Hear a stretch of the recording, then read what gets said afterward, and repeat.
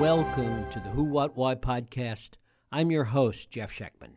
There was a time when mercenaries captured our romantic imagination. The legendary French Foreign Legion, the Gurkhas, soldiers of fortune whose exploits filled adventure novels and Hollywood films. But like so much else in our modern world, that romance has given way to a far darker reality. Imagine a scenario where Trump, frustrated by military leaders' reluctance to invade Greenland or Panama or even Canada, turns to private military contractors to execute his vision.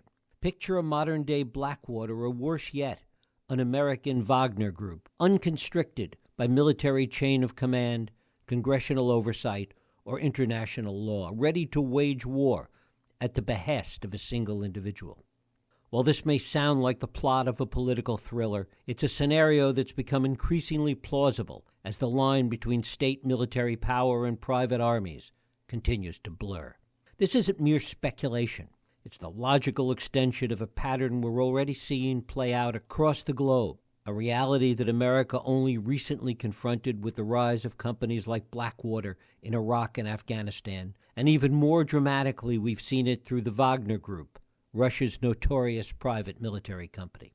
As my guest John Lechner points out, the Wagner Group has taken this privatization of warfare to unprecedented levels, creating a template that should deeply worry anyone concerned about global stability and the future of conflict. Given Trump's fascination with Russia, the Wagner Group might offer a disturbing preview of how future conflicts might be fought, through unofficial armies operating in the shadows and available to the highest bidder or the most ambitious autocrat and their wealthy sidekicks. That's why understanding Wagner Group isn't just about understanding Russia. It's about understanding what paid warfare might look like in the decade to come. Their story represents a dark intersection of profit, power, and violence, and may well become a template for future conflicts everywhere. My guest today, John Lechner, spent 5 years tracking the Wagner Group across some of the world's most dangerous places. As a speaker of multiple languages and an experienced journalist, he was uniquely positioned to understand both the Russian and African perspectives on what he calls the Wagner phenomenon. John's work has appeared in numerous publications, including the New York Times and The Atlantic, and his new book is Death is Our Business: Russian Mercenaries in the New Era of Private Warfare. It is my pleasure to welcome John Lechner here to the Who, What, Why podcast. John, thanks so much for joining us. Thank you for having me.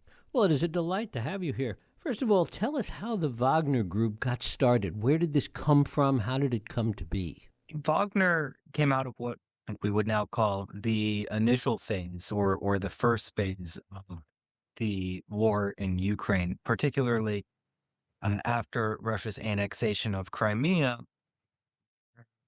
Were a number of events that followed that annexation in eastern Ukraine with pro-Russian separatist movements that put the Kremlin in a difficult position. Vladimir Putin was enjoying sort of the nationalist boost to his credentials that the annexation of Crimea offered, but he wasn't looking at the time to annex more territory and risk further international isolation and sanctions.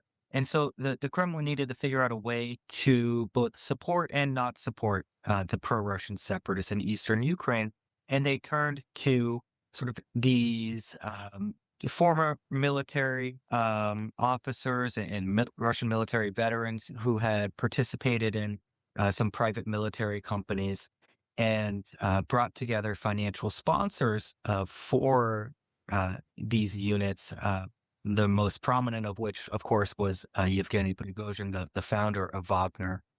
And so Wagner began as sort of the product, these ad hoc measures to support rebels in eastern Ukraine, and ultimately grew into an incredible force that no one, including the Russians, didn't expect at the time. How did it grow? What was it? Was it Prigozhin himself and his abilities? Was it a need at a particular time? Why did it grow so effectively and so quickly? I think that it becomes clear that there were a number of these forces that were operating in eastern Ukraine at the time, and most of them went off along their separate ways, especially after the 2015 Minsk II ceasefire between the separatist republics and Kiev. But Prigozhin was an incredibly ambitious person, and he lobbied to get his kind of nascent PMC force into Russia's overt intervention in Ukraine. Multiple times they were thrown out, and Prigozhin worked to get them back in. And following the intervention in Ukraine, this is when the PMC really takes off, and Prigozhin is actively doing business development, sending out associates across Africa, looking to develop new partnerships for his private military business. Talk a little bit about the Africa component. How did that come into play? As I write in the book, Wagner is not something that is particularly unique to the African security landscape. There have been all sorts of private military companies, either European or South African or American, that have worked in this space for a long time. Now, the Prigozhin has this kind of PMC. It would be fairly foolhardy of him for him not to be marketing that PMC to the continent that has the most conflicts and the most demand for those types of services. And so Prigozhin and his men end up inking deals with Sudan to provide military training in exchange for mineral concessions, then the Central African Republic, and eventually as well Libya and Mali. And what they start to offer over time, and in reaction to the demand on the African continent is sort of these offensive counterinsurgency operations. They start to offer to do the dirty work that these local governments feel other countries in the West are not willing to help them out with. Talk a little bit about what they did in Ukraine, and to the extent that it was an extension of what the Russians were doing, and how they coordinated with what the Russians were doing. Yeah, there's always a lot of focus on, what was Wagner? Was it a private entity? Was it just the shadowy extension of the Russian state? And the answer is both. I mean, I'm sitting here in Washington, D.C., and I like to tell people that I'm here in the capital of public-private partnerships, right? There are plenty of companies here, take Lockheed Martin, for example, right, that produces fighter jets and other military equipment. They are a profit-driven business, but they would never frame what they do as entirely profit. They say, and that frame what they do as furthering America's defense and security. And Russia has these versions of it. Wagner was one of them. And so the relationship between Wagner and the state really depended on the context of the countries in which they were operating. And no country was more existential to Russia's idea of security and defense than Ukraine. And so when Wagner entered the full-scale invasion, after initially being left out, they were working extremely closely, obviously, with the Russian state and falling under the overall Ministry of Defense when it came to strategically planning the overall war effort. However, Prigozhin himself had an incredible tolerance for risk, and he put his men into probably some of the most extreme situations to try and deliver outsized victories to Vladimir Putin and overcome his rivals, his internal rivals within Putin's inner circle. And how successful were those risky efforts? Did they help or hinder the overall war effort from the Russian perspective? It helped. They certainly helped initially at the beginning. Like I said, Prigozhin was an incredibly ambitious guy. He rubbed a lot of people the wrong way, including the Minister of Defense, and so they tried to initially keep Prigozhin and his men out. It became very clear early on that, as the Russians had expected, the Ukrainians were not going to welcome them with open arms. And as the Russian military got bogged down, they had to rely on Wagner's ability to recruit men, and also, frankly, the experience of Wagner veterans who had been participating in various battles in the intervening years. And so right away, Wagner starts delivering some victories to the Kremlin and Popasna and elsewhere. And so Prigozhin delivers or starts promising even bigger victories, including taking the city that became very famous, Bakhmut, in 2023. And to do this, Prigozhin received the exclusive right to recruit soldiers from Russia's prison system, and up to 50,000 convicts ultimately joined Wagner. The deal was that if they fought for 6 months and survived, they would go free and their criminal record would be expunged. And these men were used in essentially human wave tactics to uh, to jump out of the trenches and try to take Ukrainian positions. Up to 50% overall would die in um, those types of operations. And so it was an incredibly inefficient uh, tactic, but one that was effective tragically over time. What were the economics from Wagner's point of view?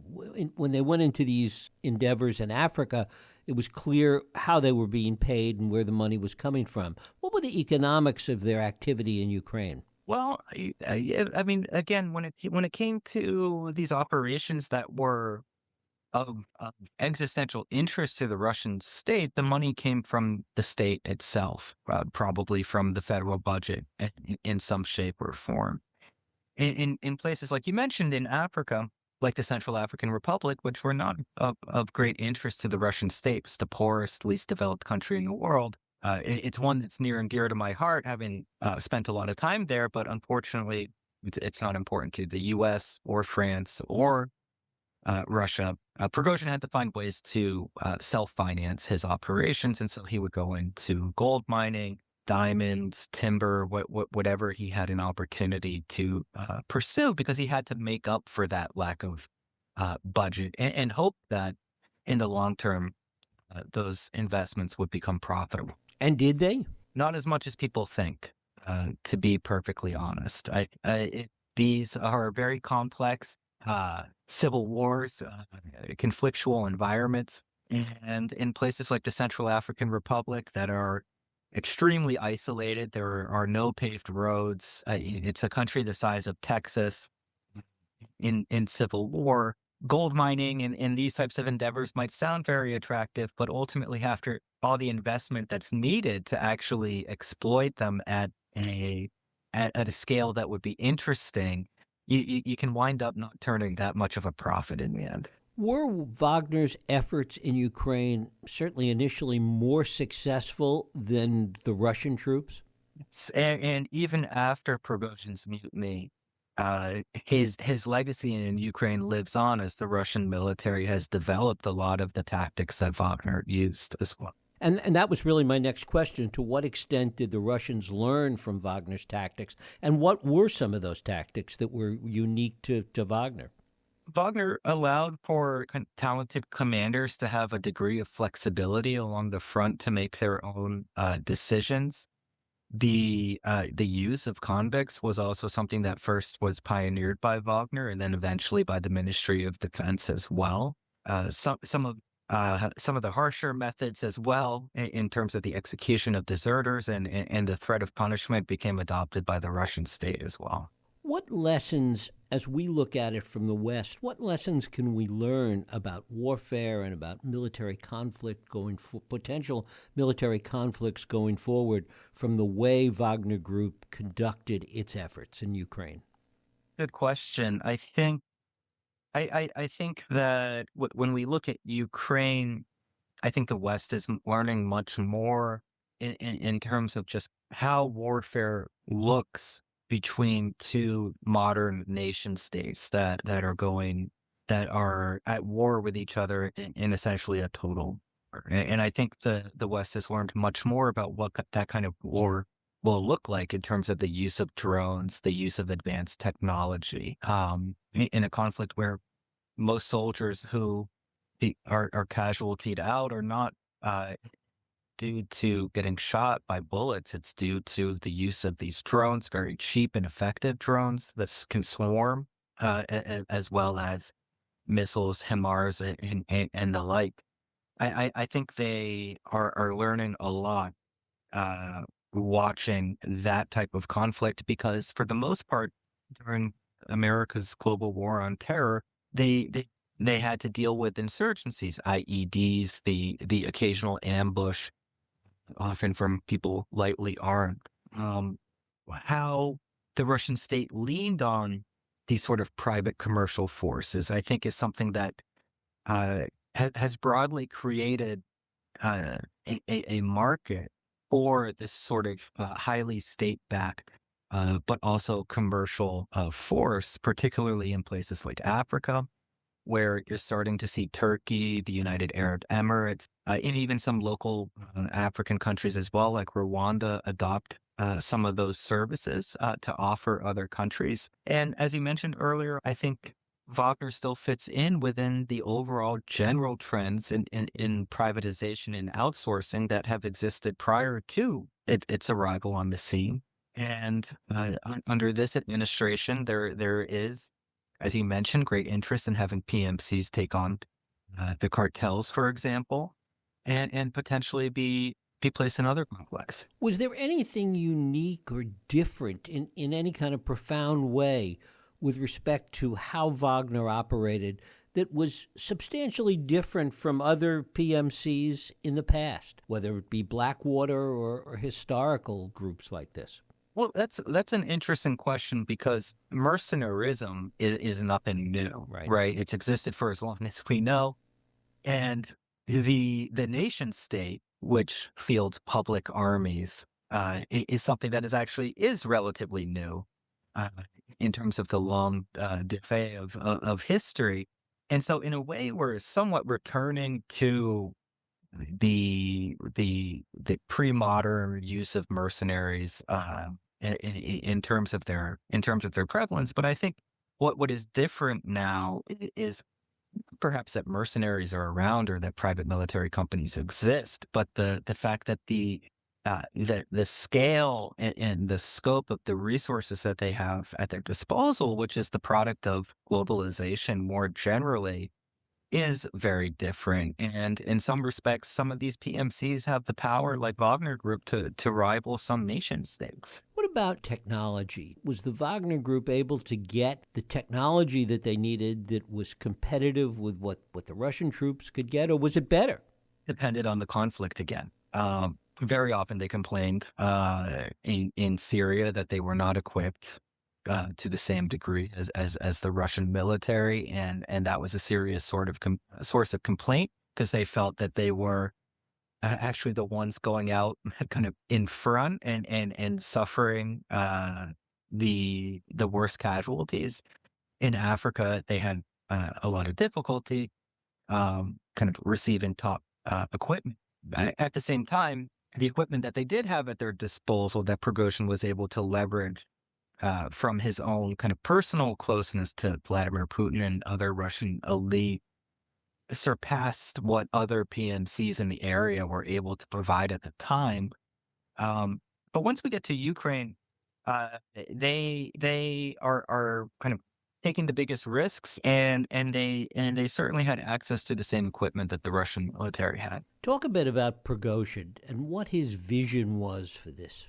That is interesting. Prigozhin, I think, in the book and in life, it comes across as one of those uniquely ambitious, charismatic people. The sort that you find in some Silicon Valley founders, perhaps. The difference being that the industry in which he worked. I think in many ways he was a guy who grew up on the wrong side of the tracks. He was an ex-con himself. And he was always looking to overcome that lower class status. And he never was quite accepted into Putin's inner circle, the true elite that run the country, and to overcome his rivals who were keeping him out. I think he used Wagner as a way to show his worth. And there's a way to look at everything that Wagner was doing and the incredible ambition is really the product of Prigozhin's own efforts to rise within Putin's system and overcome his rivals. Talk about the soldiers that fought for Wagner Group. What did they think of Prigozhin? What did they think of this whole effort? Well, they tended to think very highly of Prigozhin as a leader. They tended to be very proud of the work that they did. Look, most mercenaries now are not what we would think of as sort of pure mercenaries, right? Who will fight for whichever country pays the most, including against their own country. Most of these guys come out of, like in other PMCs, they come out of the militaries in which they serve. They have a tendency to get out and miss the camaraderie that comes with the military, the adventure, and they don't like or are bored with sort of civilian life and being sort of the Russian version of a mall cop. And the money is good as well. And so they consider themselves Russian patriots at the same time. And what they did as furthering the interests of the Russian state, even though in some places, like in Africa, the Wagner was ahead of the Russian state and very much sort of like Francis Drake planting a flag in an area and declaring it for the crown, sort of trying to create what Russia's interests were in a given place as well. How did Prigozhin fall out of favor with Putin and the Russians?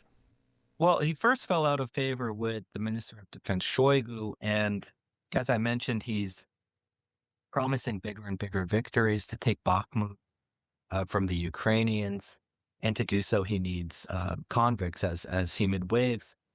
Eventually, the Ministry of Defense starts putting the screws on Prigozhin, and they cut him off from the convict recruitment and his means of delivering victories. This is a time when he doesn't have access to Putin himself. And so ultimately, when the Ministry of Defense also declares that they're going to take all Wagner personnel away from him, he mutinies and he decides that he's going to create a fait accompli whereby Putin has to choose between either himself or Minister of Defense Shoigu. And it seems that he wanted to make the choice easier by capturing and killing Shoigu himself. And so in June 2023, Prigozhin mutinies. His forces cross from Ukraine back into Russia. They take the Southern Military Command. Shoigu is not there. The efforts to kind of talk Prigozhin down lead to nowhere, and Wagner starts marching north in a column to Moscow. And to what extent did that impact the war itself? What impact did it have on the battle on the ground? It was highly destabilizing to the Russian political system for the moment, but already by that point, Wagner and Prigozhin had pulled his men out of the fight, and there were efforts to reallocate resources. And so in terms of its effect, like, were the Ukrainians able to take advantage and gain significant territory? That wasn't the case, but it created it was nonetheless a highly destabilizing event, to say the least. If that event hadn't happened, would in fact Wagner Group and Prigozhin have had additional successes? They may have, but it would have been difficult for them to keep going. After Bakhmut, there's another city that's just like Bakhmut. I mean, it's it's an incredibly slow slog for the Russian military going up against a modern European NATO trained military, and so the access to convict recruits was not limitless. And so I think they could have still logged success, but would they have made a massive difference? Would the Russians be in Kiev right now? I don't think so. Is there any debate or question about the fact that Prigozhin was assassinated? No, and so as I mentioned, Prigozhin he decides to call off the mutiny from the Belarusian president Alexander Lukashenko, intervenes and talks both sides down, and ultimately Prigozhin gets on his plane 3 months later, and the plane explodes midair. And the Russian government, Vladimir Putin himself, made very little effort to disabuse the Russian public of their hand behind it. And so it is almost certain that the Russian state was behind it, that the spectacular way in which he was killed was certainly designed as a message. What does the world learn? What does the West learn about private military companies going forward? What might we expect based upon the experiences of the Wagner Group? I think what we'll see is we'll see these private military companies, in many cases, become incredibly powerful. In some cases, like in the Russian context, they can become a destabilizing force. I don't see that happening in the U.S. anytime soon, but certainly in other areas of the world. And we are increasingly in a world where so much is outsourced that very often these militias or these PMCs have an equal monopoly on the use of force as the governments themselves, and it's becoming easier and easier to ship young men from one conflict to another in what is sort of the dark underbelly of globalization. And how does a company like Blackwater, for example, in its heyday compared to Wagner Group? Very different. I mean, Blackwater, even in its heyday, was largely protecting convoys, protecting occupation officials in Iraq, for example, or set buildings. Blackwater was not engaged. It didn't have a mandate to go take oil fields from rebels, for example. And this is where they really differ from Wagner Group, because Wagner,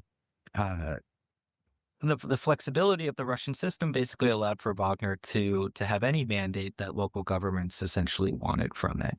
And so they could either primarily act in a defensive logistical way or just provide military training, or they could provide a full counterinsurgency. And what happened to Wagner Group after Prigozhin's death? There's been an effort to subordinate Wagner Group to the Ministry of Defense, and that has largely occurred. But the handover has been easier in some places and more difficult in others. And so, in Syria and in Libya, it has been relatively easy to simply have the men sign new contracts with a new Ministry of Defense entity. In the Central African Republic, which wasn't, again, of that much importance to the Russian state, the officials kind of came down and they looked at everything going on and they couldn't understand it, and sort of a decision was made: if it's not broke, don't fix it. Whereas in a place like Mali, where there still is multiple overlapping civil wars with Wagner running around in the countryside, it's been very difficult for them to figure out a way to hand over these forces. They're sort of fixing the plane in the air. And are there groups in the world similar to Wagner forming today, be they in Russia, be they in Africa, wherever? I mean, in your research and all the years that you've spent looking at this, do you sense that there are other Wagner groups out there?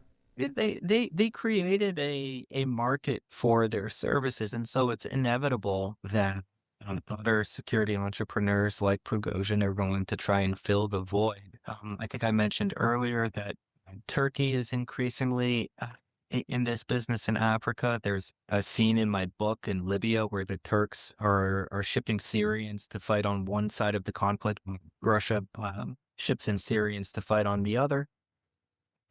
And so Sadat, the Turkish PMC, is active. The UAE, the United Arab Emirates, is very active in this space. And under the Trump administration, it could be that we see PMCs with a new mandate as well to participate in offensive operations against, say, the cartels in Mexico. John Lechner, his book is Death is Our Business, Russian Mercenaries in the New Era of Private Warfare.